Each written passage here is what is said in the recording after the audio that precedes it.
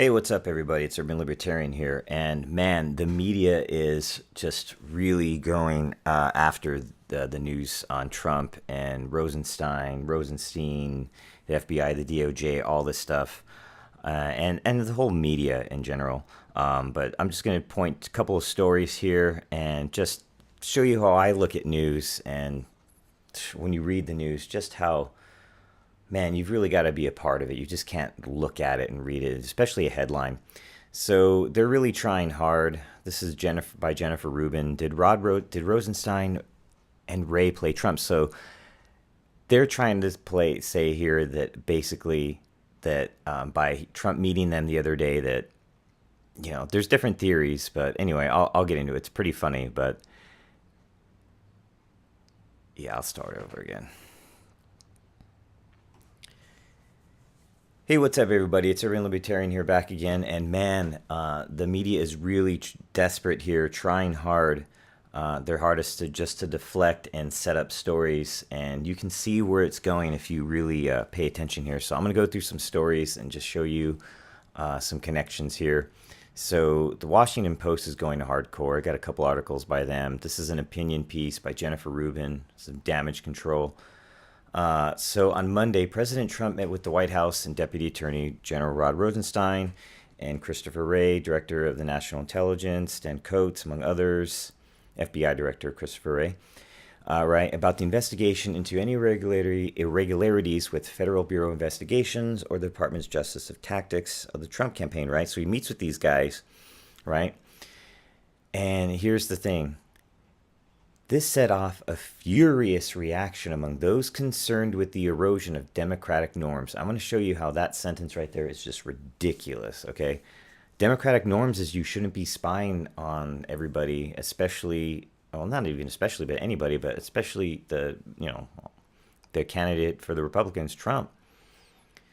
There's a widespread agreement outside of Trump land that the meeting between investigators responsible for an inquiry into the president's misconduct and those directly involved in the investigation is unprecedented and alarming. Well, you know what's unprecedented and alarming is, Hillary with the emails and the bleach bit and hammers and saying I only had one device, and then that's why I had my external emails, and she had a bunch of devices. What's disturbing is the DNC colluding with Hillary to take the election away from Bernie. I could go on and on and on. Okay, so I don't know where these people have been. There's been lots of disturbing things, and we'll get into it. But that's just kind of ridiculous. Like, they're flipping everything on its head. If you watch my last video, everything's upside down. Wow, it's not Trump land. It's like reality, and then this whole fake SNL, late night TV, mainstream media, I guess, I don't know, really go in any other social media, just brainwash campaign. So, yeah.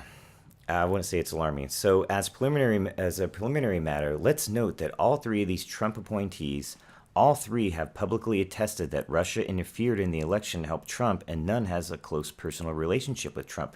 Yeah, hello. It's like you can't understand that there can be some corruption, and even if he appointed, remember, Trump wasn't from Washington. He's a business guy, so he inherited the swamp. So what does he have to choose? It's like if you go into a league and you have all these players to choose from and you're a coach, well, all you can choose is swamp monsters, basically, right? Try to get the best ones, I guess. So this guy, Jack Goldsmith, this is one of his, how he sees it. Some people think they already should have resigned because the president's attacks on the integrity and independence of the DOJ and FBI. So right there, I think they're signaling. That I think Rosenstein's going to get fired or have to resign or get indicted or both or all three. I don't know. It's going to happen, though, and it's just really funny. I think they're prepping you for that. Others, including former Attorney General Eric Holder, argue that the meeting was a hugely significant breach of the democratic norms and Justice Department practice. You mean this Eric Holder, the one who's having the oversight panel and has basically they got sued or whatever. Look at this. The Justice Department then, this was about Fast and Furious. You don't know it was gun running, right? So it was run by Eric Holder. He declined to provide documents on this program, which they said they accidentally, they were supposed to track these guns, the ATF, into Mexico. And then, they were supposed to like get bigger fish through them. But basically, it was gun trafficking, straight up like Iran Contra style. That's the truth. And of course, he wants to hide the documents, right? So they had to cover it up and say, oh, well, it was a program that we were doing to track, but, we lost count. And it's like, dude, come on. Everything's out of protocol. This is fucking horseshit. They were gun running. Come on. So anyway, he was held in contempt of Congress because, and it's taken 6 years of litigation, right? The Bureau of ATF, this explains it. Operation was discovered in 2010 after two of the guns were found at the scene of a U.S. Border Patrol agent, Brian Terry's murder. Right? The ATF lost track of more than 1,400 guns during the course of the operation, which totaled 70% of the numbers sold. So, come on. Are you serious? So, even if that, obviously, there's some truth to that, right? So, they either lost track, or worst case scenario, which is most likely true, it was a gun running operation and they didn't lose track. They were just letting these things go, right? But even if they lost track of 70% of their weapons, that's totally inept, and that's the whole thing needs to be. I mean, that's just, it's unbelievable. And obviously, you have to use the Occam's razor in that case, and just go with what makes the easiest sense. What do you call it? Like, basically, you figure out what's like the most likely scenario, not like elves and aliens, but more scientific and more, what's the most likely realistic cause of something. So if you can believe they lost 70% of their guns, then go ahead and try to believe that one. So anyway, this is the interesting part, is that last April they found the suspected killer, and then maybe they're going to ask where he got those guns. So just really interesting. So anyway, moving on. So I guess this is the writer, and here's the interesting thing at the end. I would suggest a third take on the meeting. Wray and Rosenstein, with Mueller's full backing, this is so wishful thinking, by the way, might be setting up Trump. Oh, this is your guys' like little like weird role-playing fantasies. We know Mueller is already pursuing an obstruction of justice inquiry. Wait, I thought it was a Russian collusion.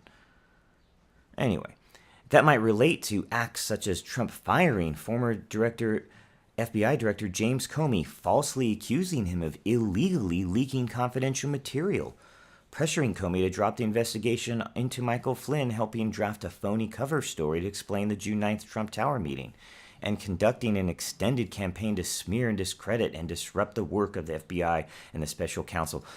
I'm sorry, but they've discredited themselves.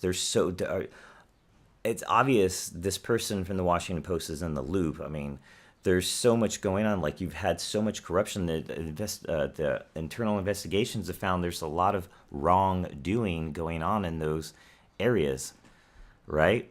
And the funny thing is, they say Comey, it's here, accusing him of illegally leaking, right? Some conspiracy theory, right? It's just some bullshit, right? That they're saying. Well, I mean, look at even Anderson Cooper says, isn't that leaking? CNN's Anderson Cooper grills James Comey over release of FBI memos, right? Is it okay for somebody at the FBI to leak something, an internal document, even if it's not classified? Isn't that leaking? Cooper asks Comey. Finally, some fucking reporting out of this guy. Comey defended himself by saying that the memo he released of his conversations with Trump did not contain declassified information, which doesn't matter. For the memos were later determined to contain classified information, so he lied right there. And he leaked classified information. Look, if you don't know the story, he said, oh, I gave the memo to a friend who's a colleague of mine, who's a professor. Interesting, isn't it? A professor who is the FBI informant, mole, whatever, and there's even more coming out, I read, from the FBI's investigations. Probably some more alphabet agencies had people in there. Right? Isn't it funny that they used a professor? Anyway, I digress. My point is that the guy lied, and there you go. Like, it's ridiculous. How can he say that? Oh, for the memos were determined to contain, can't talk right now, to contain classified information. So you leaked information, right? He gave the memos to his friend, and his friend leaked it to the press. It's like, dude, You're the head of the fucking FBI. Come on.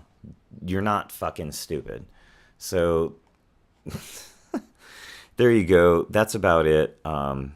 It's just pretty ridiculous when you read this. I mean, that is just trash. That's not even true. Like, and obviously don't rely on this Anderson Cooper interview. I mean, there's plenty of, let's just watch it. As to what's classified and what's not. So, but you did leak memos. I mean, is it okay for somebody at the FBI to leak something, an internal document, even if it's not classified? Isn't that leaking? Well, there's a whole lot wrong with your question, Anderson. First, I didn't leak memos. I asked a friend to communicate the substance of one unclassified memo. Whether you... Can I finish for a second? Sure, okay. One unclassified memo. Anyway, I can't take it. It's just ridiculous. So thanks for watching. Let me know what you think.